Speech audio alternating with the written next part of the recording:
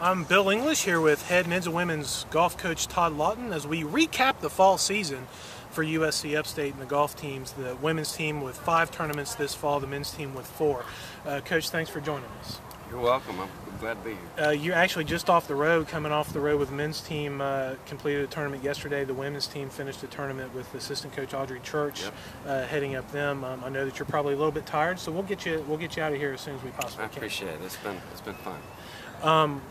Starting off with the men's team, start off the season winning the Rutgers Invitational. Adam Goins and Tyler Comer finished tied for the individual championship. Adam won in the playoff between the 2 players for the championship. A great way to start the season, and then played a couple of very difficult tournaments after that in some really exciting venues. Kind of in general, recap your fall season. Well, I think this was our shortest season as far as tournament play. But we tried to ramp up our competition a lot. We've actually played, I think, 50 plus different Division I teams, and we decided that it was going to be better to play against tough competition than it was to try to play a quantity. And the venues that we played were phenomenal. I'm proud of the guys. Wasn't too happy with our first round scores in the most part, but we always finished strongly, and I think that's what you And got. Coach, you talked about the challenging fall schedule and the venues that you played and some of the great venues that you did play in, but still did so with a 297 scoring average. That's got to be pretty encouraging as well, especially with a team that you're using some sophomores, which is it's still a pretty young team. It is, and I think looking at the courses that we played, we hadn't played 3 of these courses before in our history. So we didn't know going in what kind of stroke averages or what kind of scores it was going to take. And obviously we've got a lot of work to do, but when you compare to past, playing along the coast in different conditions, wind and all those things, it was such a different experience, and I'm proud of the guys for working as hard as they did and finishing like they did.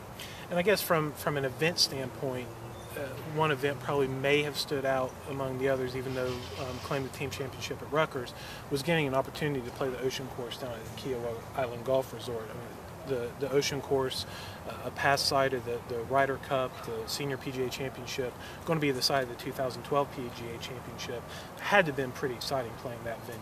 Yeah, I think anytime you get a chance in your sport to play, where the top plays, the PGA Tour playing one of their majors on a venue and us playing it kind of at the same time of year, the year before, while they're preparing, is incredible. And the Ocean Course has always been one of the highest rated, most difficult facilities in the country, and I think it remains in the top 25 probably ratings in the world of all golf courses, and they're 50,000 golf courses. So to get to compete on those kind of venues and play SEC, ACC, all the different schools, to see where we stand, it's really nice to be moving up that ladder as far as competition. And I know throughout the whole fall season you had different players step up at different times and contribute, which is really good. 3 players stood out statistically, winning over 66% of their against head-to-head competition against other players, and that's Adam Goins, Tyler Comer, and Brian Horton. Talk about what those 3 players brought to the fall in the team. Well, with each player, I think the most exciting thing is that they all have the ability to go low. We're not consistent in those areas, but the ability to shoot under par in great competition on tough courses is where we need to be. And all 3 of them just showed that they can make enough birdies and avoid the mistakes. And when you're out there sometimes on a 36-hole day for 10 or 11 hours, you have a lot of time to think about what's positive and what's negative, and to be in the to beat 66% of the players they face, that not only means their talent level is there, but they also can keep themselves in it and keep their wits about them during the day, and that's hugely important as we go into the spring season. Well, that sounds good, Coach.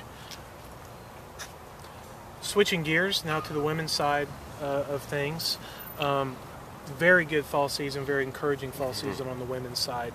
Over the last 2 years, improved the stroke average by 10 strokes, actually recorded the second lowest fall stroke average in all the Division I years. You've got to be pretty excited about the direction the women's golf team is taking. I am. I think, last year we had played almost all freshmen in our starting 5. We had a couple seniors come in and out that really helped us over the years. But this year, basically with freshmen and sophomores, another good recruiting class. Working really hard, practicing, getting along with each other, just doing everything that it takes to be successful in the future right now. And I think all of them would agree that they're not where they want to be, but to progress so far, so fast, to break the school record, early in the season, and to have all of them, so competitive and shooting in the 70s, is very exciting. You talk about shooting the school record round in the fall tournament that actually happened in the Great Smokies Intercollegiate. Is that something because it happened so early in the season that the team kind of grabbed hold of and helped propel them for the rest of the fall? Yeah, I think whenever you break a record, you get excited about it, and I think to an extent this team was a little surprised by it. We haven't been as successful as we'd like to be over the last couple of years, and having that happen early, exactly, is something that kind of a "we can do it" motto. Made the gatherings right before we teed off a little bit more exciting, just a little bit more energy, I think, than what we've had in the past, and I can't thank them enough and for that work, and especially also Coach Church as a graduate coming back and working with them as she has as well. You talk about the three sophomores on the team that have come back and are leading the team, and Rachel Lewis, Amanda Hall, Taylor Plyer. They're again leading the team as well. But one thing that lacked from the team last year were consistent performances at the 4 and 5. It seems like with the addition of Brittany Lowe to the team that it looks like that number 4 spot at least has been at least solidified a little bit. That's absolutely the case. I mean, Brittany has come in and has worked hard, and she's pushed herself, but she's also pushed the team, and because of that, they're all feeding off of that, and it is, as we know, it takes 4 scores to create our team score, and we've always had players that love the game and work hard, but Brittany's talent level is definitely as strong as probably any freshman that we've had. Just by evidence of a lot of her scores and what she's been doing. And there's also talent there for the number 5 spot to step up and contribute as well. Correct. I mean, if just yesterday, Christy shot 79 in her final round of the fall, and we've got plenty of all-state high school players on this team, and very young, all freshmen and sophomores. So it's exciting. There's a good future there.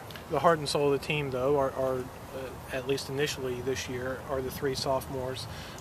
Rachel Lewis started out of the gates like she did all last year, which leading our team as a low Spartan, but then you had Amanda Hall and then Taylor Plyer in this final tournament step up and become the low Spartan in the tournament. So you got to feel pretty confident about what those 3 veterans, even as sophomores, but those 3 veterans bring to the table. Well, all 3 of them have so much tournament experience, going into this fall. I think they've either played in all the tournaments of their year and a half, or at least most of them.